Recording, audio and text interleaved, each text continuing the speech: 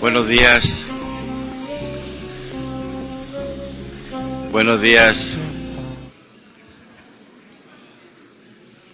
Vamos a dar comienzo la quinta sesión de ponencias de este Congreso Internacional La Biblia en el Teatro Español.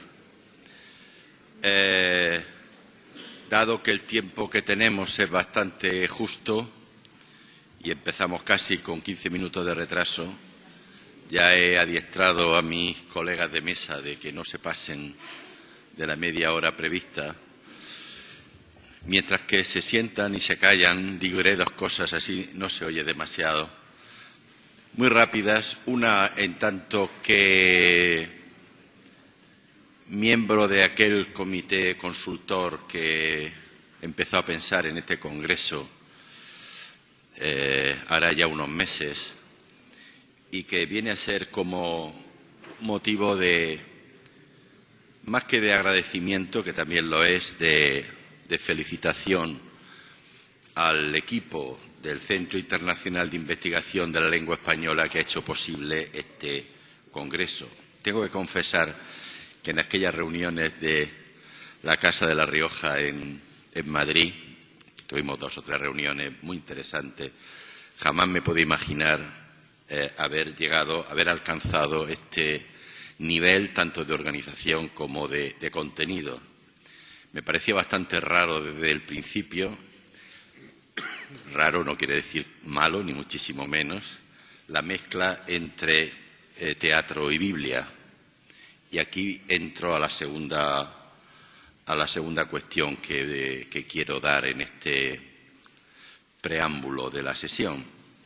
Y es a propósito de una cierta polémica que ha surgido a partir de nuestra querida colega, que no la veo por aquí, pero estará por algún lado, Marigracia Profeti, sobre la definición. Ya la he visto. Se deja ver. Yo creo que es un tema que seguirá coleando, pero por los más recién llegados, que no se asusten, que aquí todavía se está empezando a ver la definición de teatro. Esto es una cosa para mí absolutamente asombrosa, lo tengo que decir. He estado en miles, millones de congresos de teatro y jamás se ha presentado el problema desde el principio de empezar a definir qué es teatro. Yo creo que aquí es por algo, no es ocioso ni mucho menos, ni la profesora Profeti acostumbra a no dar puntadas sin hilo. Yo creo que todo viene de la unión, de que sea la Biblia precisamente la que defina este congreso. O sea, la unión de Biblia y teatro no es que no sea posible, Dios me libre, nunca mejor dicho, sino que claro, que es lógico que se plantee desde el principio 3 frailecicos que hacían de vírgenes y que había otro haciendo de tal. ¿Eso es teatro o no es teatro? Alguien que recita una cosa y que dice, y ahora dice fulano, ¿eso es teatro o no es teatro? Pues yo le voy a dar mi opinión. ¿Qué más da? Todo es teatro. Hasta algún político se permite decir en el Senado, cuando alguien lo hace mal, es que está haciendo teatro. O algún cronista deportivo dice que Messi hace mucho teatro. Es decir, hoy día el término teatro alcanza mucho más campos de lo que nosotros nos creemos. ¿Por qué no vamos ahora a romper la cabeza si el Visitatio Sepulcri A o B o C es teatro? Pues claro que es teatro. Yo, por lo menos, en mi opinión. Dicho esto, ya está todo el mundo sentado, colocado. Abróchense los cinturones porque empieza la sesión. Y empezamos por el orden del programa, ¿para qué cambiarlo? Que no es el orden alfabético, con Miguel Ángel Pérez Priego, catedrático de la UNED, buen amigo y gran especialista de teatro medieval. Y estoy completamente seguro que sus palabras iluminarán esta sala, este convento, este congreso. Miguel Ángel, adelante. Muchas gracias. Buenos días. Pues el tema que se me había propuesto y del que voy a tratar de concentrar en estos 30 minutos es el de la Biblia y el teatro en la primera mitad del siglo XVI. Pero quiero hacer un par de consideraciones previamente. Dejo fuera de mis apuntes, aunque quizá en la ponencia escrita pues, me pueda detener más en ello, dejo fuera los temas, digamos, evangelistas, lo que hemos dado a llamar el Nuevo Testamento. Y dejo fuera también las simples referencias, alusiones a la Biblia que puedan aparecer en obras de todo tipo del siglo XVI. Esto sería un trabajo enorme. Necesitaríamos probablemente varios volúmenes para dar cuenta de todas estas cuestiones. Me fijo en un aspecto que es el que me ha interesado siempre en el estudio de la Biblia respecto del teatro, de este teatro primitivo, que me preocupó ya desde que comencé a hacer la tesis sobre Diego Sánchez de Badajoz por los años 70, que era cómo funcionaba la Biblia como argumento, como lo que entonces en el lenguaje estructuralista llamábamos como forma del contenido de la obra. Creo que este era lo que interesaba plantear en aquel momento, la Biblia como elemento literario generador de ese teatro. Bueno, y en ese sentido creo que hay una amplia utilización de la Biblia por todos los escritores de teatro en la primera mitad del siglo XVI, en general del siglo XVI y, por supuesto, en el siglo de oro. Pero este primer teatro, que nacía carente de una sólida tradición medieval, al tratar de desarrollarse, creo que encontró en la Biblia un repertorio argumental, un repertorio de argumentos lleno de posibilidades. La Biblia le presentaba infinidad de historias sugestivas con un argumento cerrado que podían ser perfectamente reescritas desde el punto de vista teatral.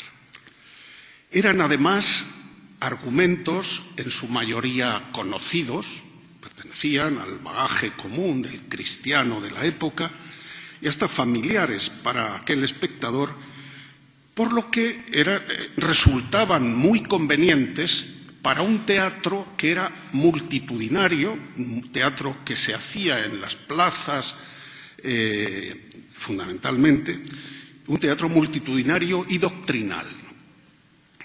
Además, podían ser asuntos, los que ofrecía la Biblia, cargados de dramatismo, de espectacularidad, como Adán expulsado del paraíso, el sacrificio de Isaac, el juicio de Salomón, Judillo Holofernes, Susana y los viejos, en fin, argumentos muy espectaculares, dramáticos profundamente, que podían ser muy bien aprovechados por el teatro.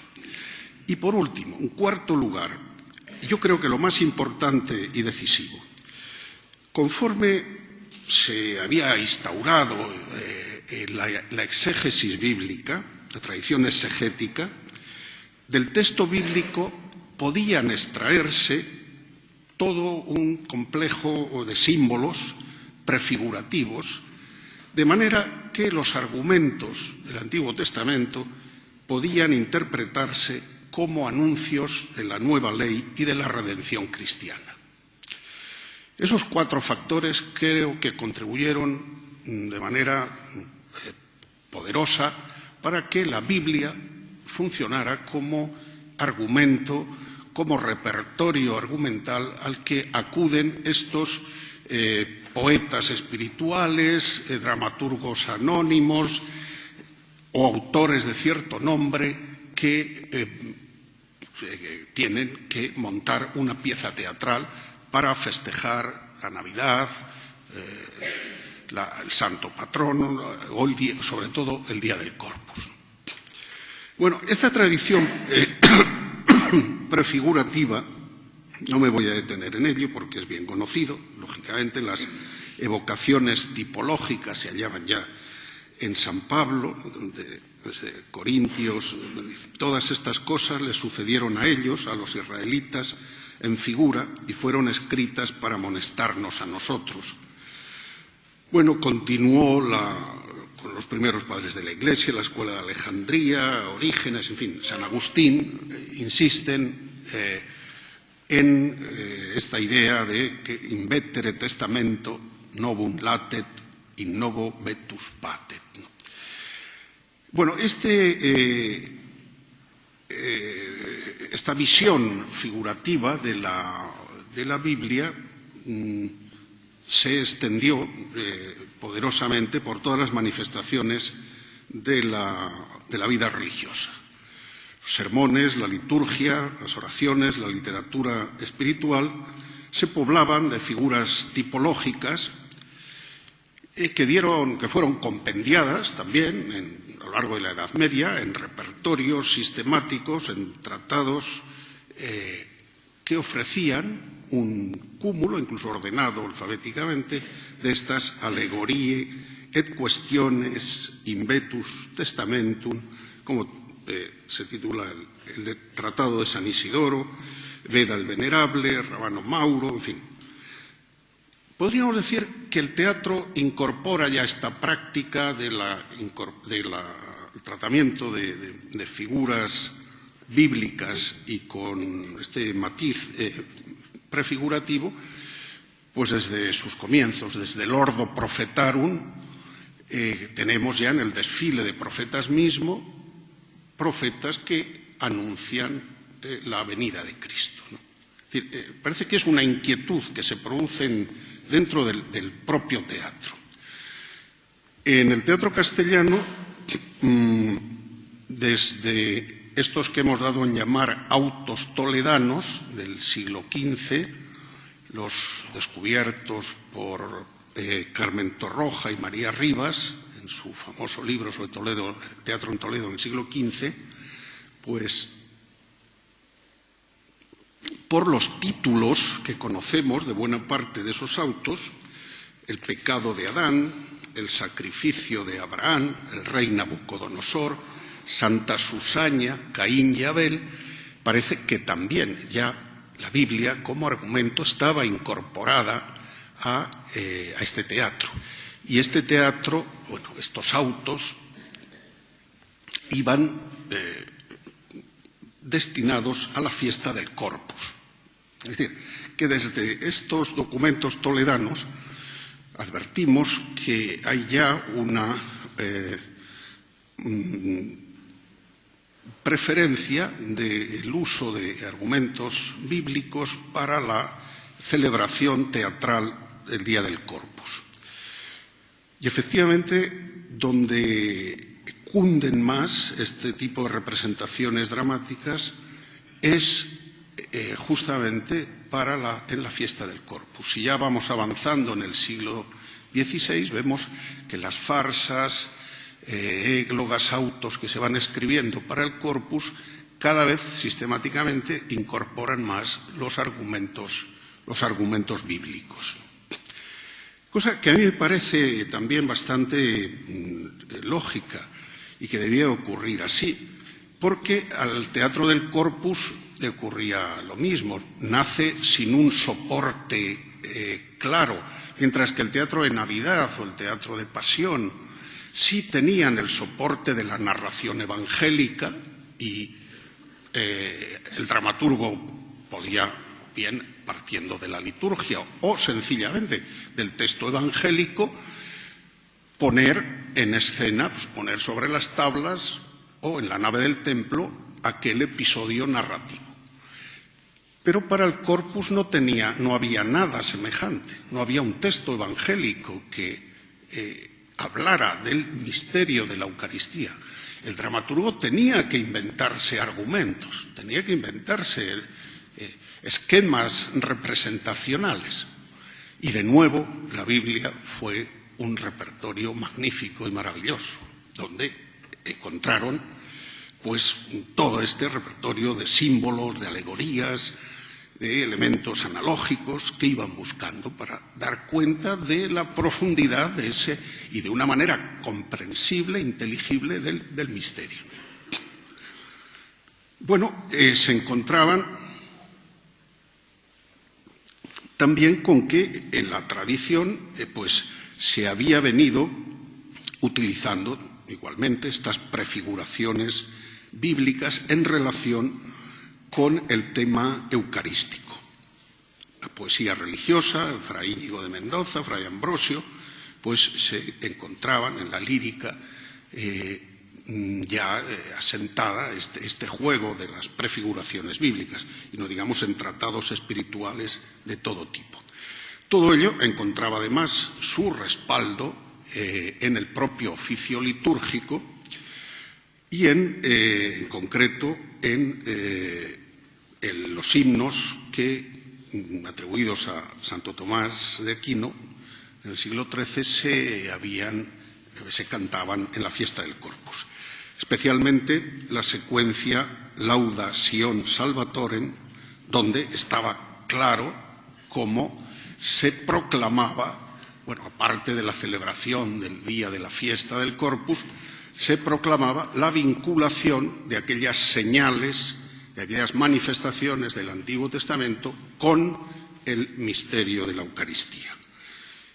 Dice claramente la secuencia: in figuris presignatur, cum Isaac immolatur, agnus pasque deputatur, datur manna partibus. Es decir, fue anunciado por figuras cuando Isaac fue inmolado, cuando el Cordero de Pascua fue elegido, cuando el maná fue dado a nuestros padres. Bueno, pues en el siglo XVI las figuras y argumentos bíblicos estarán muy presentes en la obra teatral de los escritores más conocidos y relevantes, desde el extremeño Diego Sánchez de Badajoz, los carros y desfiles procesionales del Corpus de Sevilla, Toledo, Madrid, o, por supuesto, en el repertorio magnífico de las 96 piezas del Códice de Autos Viejos.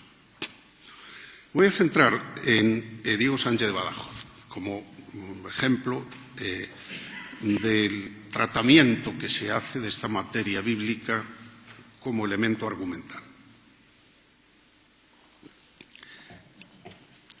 En Diego Sánchez es autor como es sabido, de un teatro sacro en la tercera y cuarta décadas del siglo XVI. Es sorprendente el intenso uso que se hace de la Biblia como fuente argumental y como procedimiento figurativo. Quienes nos hemos acercado a estudiar el teatro de Diego Sánchez nos hemos tropezado con esta cuestión y lo hemos tratado de estudiar. El último estudio espléndido, el de François Casal, le dedica en su extensa monografía alrededor de 200 páginas a las cuestiones bíblicas. Creo que no diferimos sustancialmente y yo me voy a limitar a exponer las ideas que ya, por otro lado, pues he ido exponiendo en otros trabajos. Es importante que de las 28 piezas teatrales que escribe, casi una tercera parte tratan de asuntos bíblicos, del llamado Antiguo Testamento, ¿no? La farsa de Salomón, la de Tamar, Isaac, Santa Susana, David, Abraham, y 3 inspirarán también pasajes del Nuevo Testamento. La disputa de Jesús con los doctores en el templo, en la farsa de los doctores, la anunciación del ángel a María en la farsa de la salutación y el pago del tributo por el apóstol San Pedro en la farsa de su nombre. Pero me centro, como decía, en las farsas bíblicas del Antiguo Testamento. En todos estos casos, el dramaturgo sigue el texto sagrado, creo, con bastante fidelidad, y tiene la habilidad de trasladarlo a las tablas, convirtiendo lo que era una mera secuencia narrativa en la fuente en un cuadro vivo y animado para el espectador de la época. Son, efectivamente, episodios atractivos, como el de el juicio de Salomón y las dos mujeres, la disputa entre ellas, la seducción de Tamar a su suegro Judá, la bendición de Isaac a Jacob, suplantándolo al primogénito Esaú, la falsa acusación de Susana por los viejos en el libro de Daniel, la aparición de los 3 varones a Abraham a la puerta de su tienda en el encinar de Mambré. Bueno, son episodios, como digo, sugestivos, seguramente, que el dramaturgo pone en escena, dando figura, voz, presencia a los protagonistas y sugiriendo, con muy pocos elementos teatrales con los que contaba, desde un mero tablado, sugiriendo el entorno histórico de aquellos personajes, pero a la vez proyectándolos también a la situación de presente, acortando el tiempo histórico y el tiempo de presente.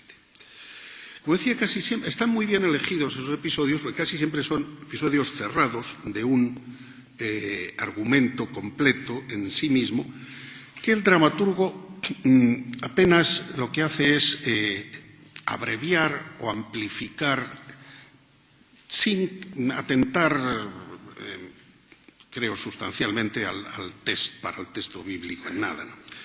Por ejemplo, la farsa de Abraham abrevia la fuente reproduciendo solamente una parte de lo que decía la Biblia.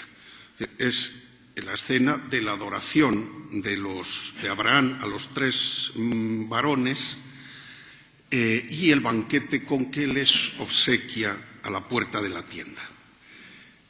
Son 2 escenas, cada una de las cuales les servirá para introducir un elemento prefigurativo.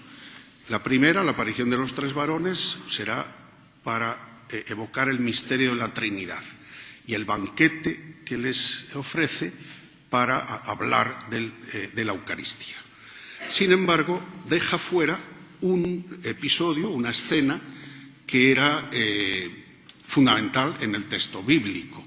Era cuando los 3 varones anunciaban a Sara su futura concepción. Pero ese episodio no le interesa a Diego Sánchez y abrevia el pasaje bíblico. Hay una alteración de los 3 varones por 3 ángeles, que no es original del dramaturgo extremeño. Viene en la tradición tipológica desde San Isidoro. Ya se habla de 3 angeli ad eum venientes divinan historialen insinuan trinitatem. Incluso esta alegoría de la Trinidad en los 3 ángeles o varones ya la había proclamado San Isidoro. No es necesario acudir a mayores argumentos de por qué aparece en Diego Sánchez. Bueno, algo semejante podríamos decir de la farsa de Santa Susaña, que el relato bíblico le interesa aquí a Diego Sánchez como una ilustración de un comportamiento moral, como el ocio de los viejos les conduce al pecado y a la calumnia, pero prescinde, sin embargo, de todo el episodio en el que interviene Daniel y la exaltación de las virtudes de Daniel. No aparecen en la farsa. En otras ocasiones lo que hace el dramaturgo es introducir un monólogo que amplifica, claro, la fuente, pero simplemente refuerza la condición moral del personaje. Por ejemplo, en la farsa de Salomón, pues efectivamente pone en boca del rey un largo monólogo en el que vemos a Salomón lleno, cargado de experiencias y de saberes, pero renunciando a los bienes y a los placeres terrenos. Yo soy el rey de Israel, pacífico Salomón, a quien Dios dio tan gran don, muy más dulce que la miel, etc.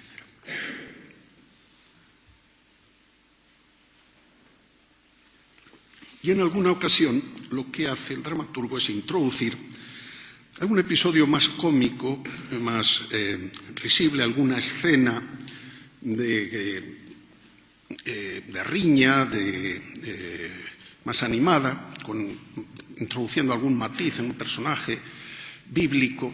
En el caso de la farsa de Tamar, el acompañante de Judá, de su suegro, en la Biblia era el pastor Gira, pastor Opilio. Diego Sánchez le da el nombre de Opilio a este acompañante, al criado de Judá, con el que se aparta Tamar para pecar, ¿no? Y queda este Opilio enredándose con el pastor en una lucha, en una riña, en un paso cómico muy de la época, muy del teatro de la época. Y este Opilio pues toma ribetes de soldado fanfarrón, ¿no? Fanfarronea en la pelea con el pastor. No me voy a detener más. Bueno, quiero decir que hay respeto al texto bíblico y el dramaturgo se permite ciertas modificaciones, pero por exigencias de la puesta en escena, diríamos, por exigencias teatrales, para introducir cierta variedad en la monotonía que pueda tener el argumento y para resaltar más la moralidad, la ejemplaridad de algún personaje. Ahora, creo que lo más interesante que hace Diego Sánchez en el tratamiento de los argumentos bíblicos es, aparte de estos asuntos contados, es el de interpretar la situación dramatizada más allá de su puro sentido literal y remitirla a contenidos teológicos y morales con los que el dramaturgo quiere adoctrinar a su auditorio. Es decir, se va a desarrollar ante el espectador la escena bíblica, pero va a ser interpretada, descodificada, diríamos, por un personaje narrador, que va a ser el pastor o el fraile. Son dos personajes recurrentes que el dramaturgo extremeño sabe manejar estupendamente para ilustrar, para comentar la escena bíblica y extraer de esa escena una serie de reflexiones, de interpretaciones simbólicas. Y de manera que va a proyectar el argumento bíblico a la catequesis, a lo que él va buscando, porque Diego Sánchez es un cura de un pueblo de Badajoz y lo que quiere es catequizar, adoctrinar a su auditorio desde las tablas. Bueno, y esto se ve claramente en muchas de sus farsas, cómo el argumento bíblico se carga de simbolismo, de sentidos.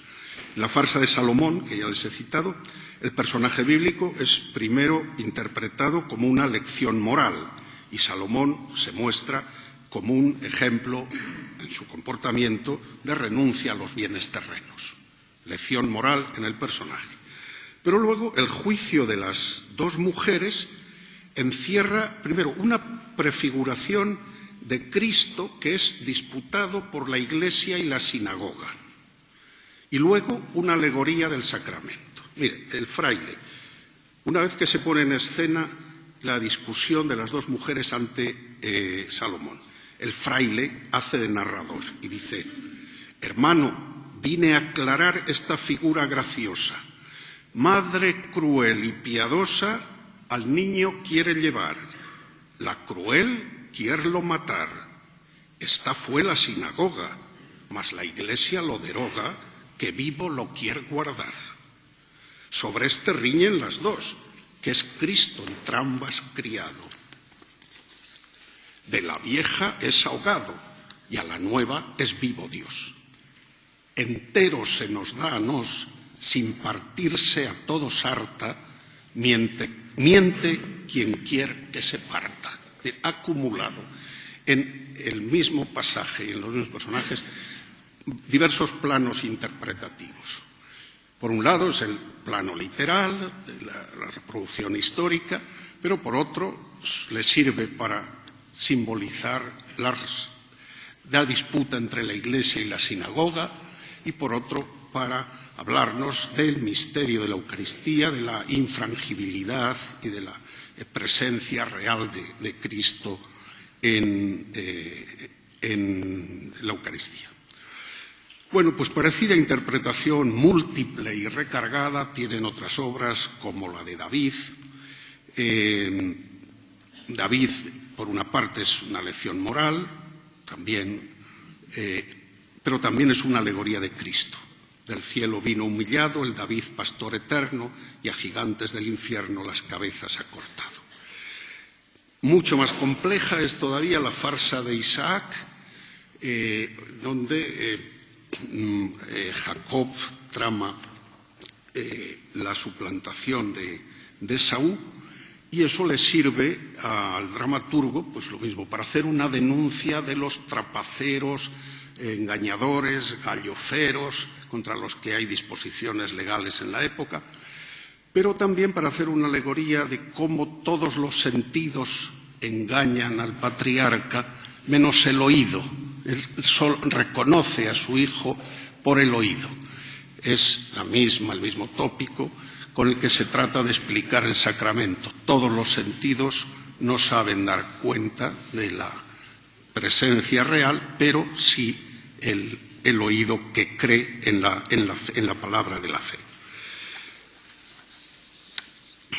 Bueno, creo que esta es la peculiaridad más notable de las farsas de Sánchez de Badajoz, cómo ha aparecido en su obra la prefiguración eucarística.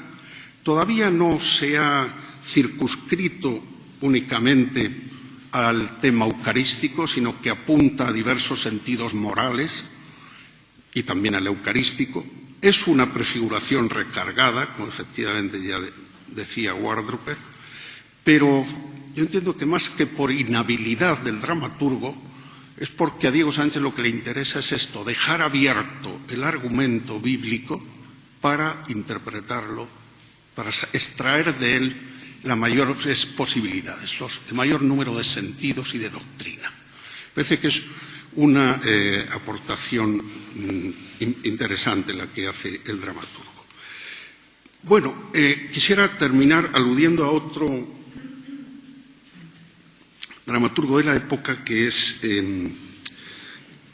Micael de Carvajal y su tragedia Josefina. Me quedan 3 o 4 minutos que voy a terminar. La interpretación figurativa acorta el tiempo, digamos, la distancia histórica entre el texto y el lector, el oyente, ¿no? Por eso creo que fue muy aprovechada por toda la didáctica cristiana y por el teatro didáctico y catequístico como el de Diego Sánchez. Pero la interpretación planteaba también un conflicto hermenéutico, un conflicto entre el sentido literal y el sentido alegórico, evidentemente.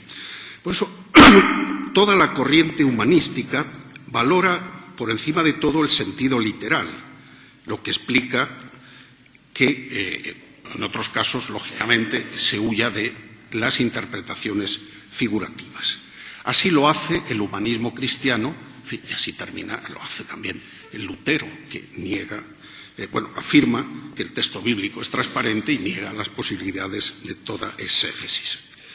Bueno, creo que una obra compuesta más desde esta perspectiva humanística, en el tratamiento del tema bíblico, es la tragedia Josefina de Micael de Carvajal, de Plasencia, de Extremadura. Su título dice ya que está sacada de la profundidad de la Santa Escritura y pone efectivamente en escena la historia bíblica de los hijos de Jacob, tal como la refiere Génesis 37 y siguientes. Es decir, la venta de José por sus hermanos, su estancia en Egipto, en fin, la historia que es bien conocida. Pero a partir de esa historia, Carvajal lleva a cabo una creación culta, crea una auténtica tragedia de más de 4.000 versos, frente a los 700, 800 o 400 que tenían las farsas de Sánchez de Badajoz. Es una auténtica creación culta, la divide en 5 partes y actos, introduce incluso un faraute, un intérprete en funciones de narrador, y un coro de 3 doncellas que al final de cada acto subraya la moralidad de la acción representada. Una larga serie de elementos patéticos como el llanto de José ante la tumba de Raquel, el lamento de Jacob cuando le comunican la muerte de su hijo o la propia muerte del anciano Jacob, contribuyen a realzar la condición de tragedia que tiene la obra.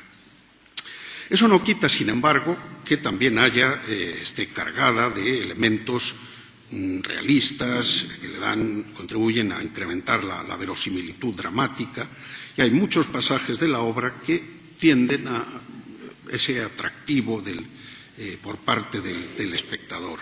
Escenas también de coloquios pastoriles, escenas vivas y coloristas que nos acercan el texto al espectador.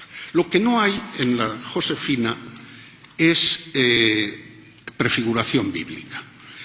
Carvajal apenas apunta un sentido figurativo, a pesar de lo que dice el Faraute al comienzo. Dice, es materia que en figura contiene la causa que hoy causa esta santa fiesta. Pero no es verdad, no habrá esta serie de prefiguraciones. Solo queda esbozado un ligero paralelismo entre José y Cristo en el motivo de la venta por 30 dineros, pero es un motivo que queda muy aislado en la obra, entiendo yo. Bueno, cierro.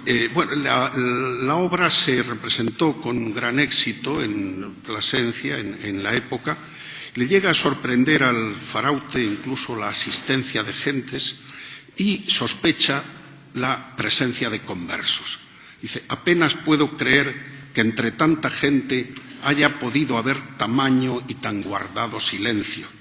Señales que sois amigos de ver trajes y gentes de Judea.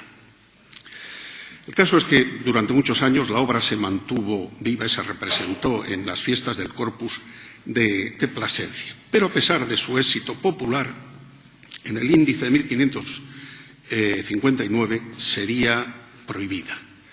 Prohibida probablemente porque se consideraba inconveniente que circulara en lengua vulgar y se difundiera desde las tablas un episodio bíblico tan significativo que aireaba las fantasías de los sueños de José y el faraón y representaba de manera descarnada y al vivo los amoríos apasionados de Zenobia, que parecen perfectamente descritos. Bien, creo que estas dos, tanto las farsas de Diego Sánchez como la tragicomedia, representan dos posibilidades teatrales ante el texto bíblico que se produjeron al siglo XVI.